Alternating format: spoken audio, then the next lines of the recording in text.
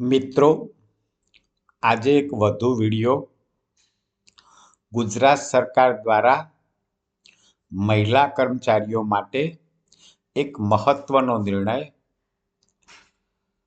2/3/2024ના ઠરાવથી કરવામાં આવ્યો. મહિલા કર્મચારી જ્યારે પ્રસૂતિ રજા પર હોય એ દરમિયાન ઘણીવાર બઢતી બદલીના હુકમો થાય છે અને બઢતી બદલીના હુકમમાં એવું લખવામાં આવે છે કે તાત્કાલિક છૂટા કરી તાત્કાલિક નવી જગ્યાએ હાજર થવું. હવે કર્મચારી પ્રસૂતિ રજા પર હોવાથી છૂટા થઈ અને હાજર થાય તો બાકીની પ્રસૂતિની રજા એની લેપ્સ જતી હતી, રદ થતી હતી, કારણ કે પ્રસૂતિ રજા 2 ભાગમાં ભોગવવાની જોગવાઈ નથી અને આ બાબતે કોઈ સ્પષ્ટતા પણ નહોતી. નાણાં વિભાગ દ્વારા 2/3/24ના ઠરાવથી આ અંગે સ્પષ્ટતા કરવામાં આવી છે. શું સ્પષ્ટતા કરવામાં આવી છે તેની વિગતે સમજૂતી મેળવીએ. તે પહેલા આપને એક વિનંતી કે આ રજાનો જ સુધારો છે. ઓક્ટોબર 23 સુધી રજામાં જેટલા સુધારા થયા છે તેની એક પથદર્શિકા રજા અને ફરજ પર જોડાવાનો સમય મારા દ્વારા તૈયાર કરવામાં આવી છે, જેમાં છેલ્લા સુધારા આવરી લીધેલા છે. રજા અને જોઈનિંગ ટાઈમના હેતુલક્ષી પ્રશ્નો પણ મૂકવામાં આવ્યા છે અને ઉદાહરણો સહિત સરળ સમજૂતીમાં આ બુક તૈયાર કરેલી છે. જો આપને ખરીદવાની આવશ્યકતા હોય તો મને વોટ્સએપ નંબર 94-273-00891 પર મેસેજ કરશો. આપને પેમેન્ટની વિગતો અને બુક કઈ રીતે મેળવવી તે જણાવવામાં આવશે. હવે આપણે પ્રસૂતિ રજાની સ્પષ્ટતા સમજીએ.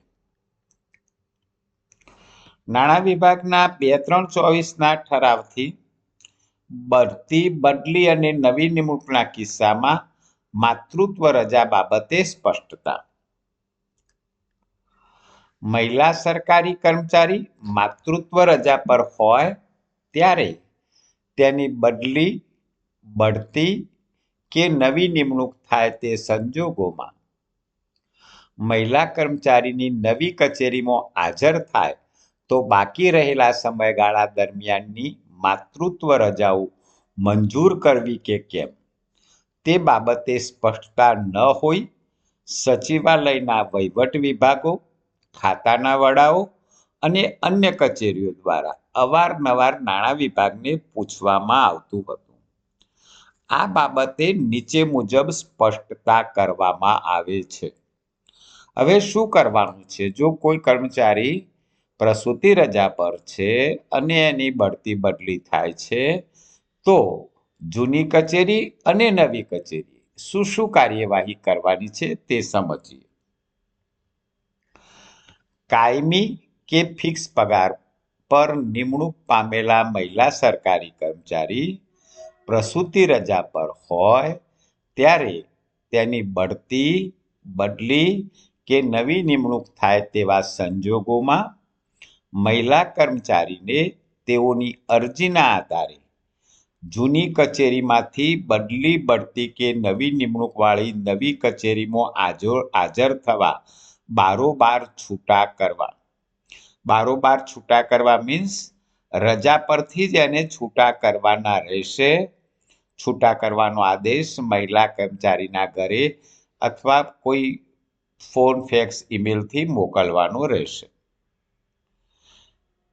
એમને આદેશ મળે એટલે મહિલા કર્મચારીએ બદલી, બઢતી કે નવી નિમણૂકવાળી કચેરીમાં માત્ર 1 દિવસ પૂરતા જ હાજર થવાનું રહેશે. માત્ર 1 જ દિવસ પૂરતા હાજર થવાનું રહેશે.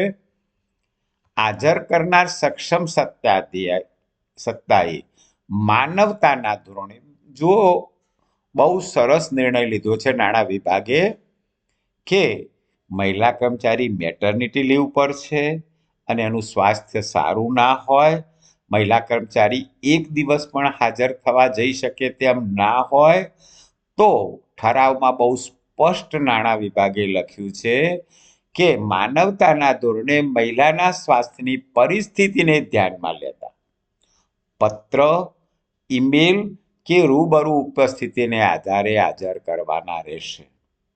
તો મહિલા કર્મચારી ઘરેથી હાજર રિપોર્ટ મોકલી આપશે તો પણ એને એક દિવસ હાજર ગણવાના રહેશે, અથવા ઈમેલ કરે અને જો હાજર થઈ શકે તો વેલ એન્ડ ગુડ, તો એને એક દિવસ માટે હાજર થવાનું રહેશે.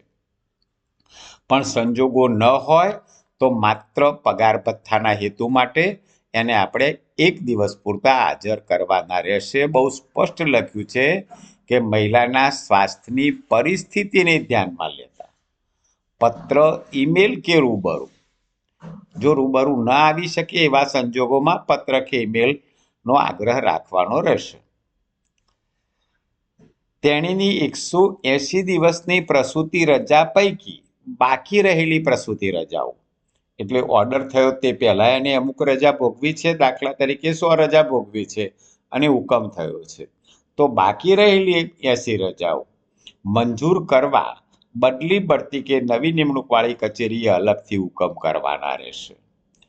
તો કોઈ પત્રથી કે રૂબરૂ હાજર થાય છે એક દિવસ માટે, પછી બીજા દિવસથી એની બાકી રહેલી રજા મંજૂર કરવાનો હુકમ એ નવી કચેરીએ કરવાનો રહેશે.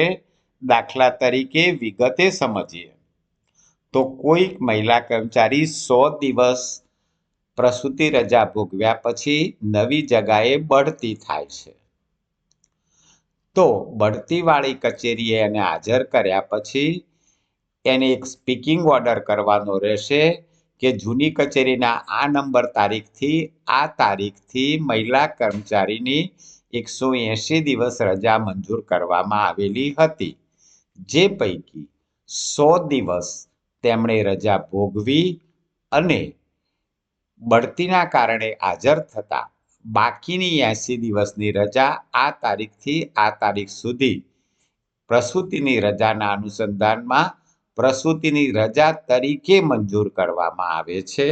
આવા હુકમ નવી કચેરીએ અલગથી કરવાના રહેશે અને હાજર થાય તે સિવાયના કુલ દિવસોનો સમયગાળો 180 દિવસથી વધવો ન જોઈએ. એટલે આગળ 100 દિવસ ભોગવી હાજર થાય તે સિવાયના દિવસો, એટલે એક દિવસ હાજર થયા એને ગણવાનો નથી, બાકીના 80 દિવસની રજા મંજૂર કરવાની રહેશે. ટોટલ ગેરહાજરી એની 180 દિવસથી વધવી ન જોઈએ. હવે બાકી રજા અને પગાર અંગેનો નિર્ણય. જો જૂની કચેરીમાંથી છૂટા થયા બાદ જાહેર રજા આવતી હોય તો જાહેર રજા પૂરા થાય તે પછીના દિવસે મહિલા કર્મચારીએ નવી કચેરીમાં એક દિવસ માટે હાજર થવાનું રહેશે. નવી કચેરીમાં હાજર થયા બાદ નવી કચેરીએ નિયમ અનુસાર પગાર બાંધણી કરવાની રહેશે. મિત્રો, પગાર બાંધણીનો જ્યારે પ્રશ્ન છે ત્યારે ખાસ કરીને બઢતીના કિસ્સામાં તો હાજર થઈને બઢતીની પે ફિક્સેશન કરવાનું રહેશે અને બાકી રહેલા રજાના સમયગાળાનો રજા પગાર એ નવી પગાર બાંધણીને આધારે નવી કચેરીએ ચૂકવવાનું રહેશે. એટલે કે બાકી રજા માટે એને બઢતીનો પગાર ચૂકવાશે અને એ નવી કચેરી ચૂકવશે અને પે ફિક્સેશન પણ નવી કચેરી કરશે. તો આટલી સ્પષ્ટતાઓ થતાં હવે પ્રસૂતિ રજામાં જે ઘણા બધા પ્રશ્નો હતા તે હલ થાય છે. આવા જ ઘણા બધા પ્રશ્નો અગાઉ જે હુકમો થયા છે એની સરળ સમજૂતી સાથે મેં આપને જણાવ્યું તેમ મારી રજા અને જોઈનિંગ ટાઈમની પુસ્તિકામાં વિગતે સમજ આપી છે. આપે આ ચેનલ સબસ્ક્રાઇબ ના કરી હોય તો Haresh Joshi trainer and motivational speaker subscribe કરો. આ ઉપરાંત આપને જો ધાર્મિક બાબતોમાં રસ હોય અને ખાસ કરીને ભગવદ્ ગીતા સમજવામાં, તો મારી એક બીજી યુટ્યુબ ચેનલ છે spiritual and motivation by Haresh Joshi. આભાર.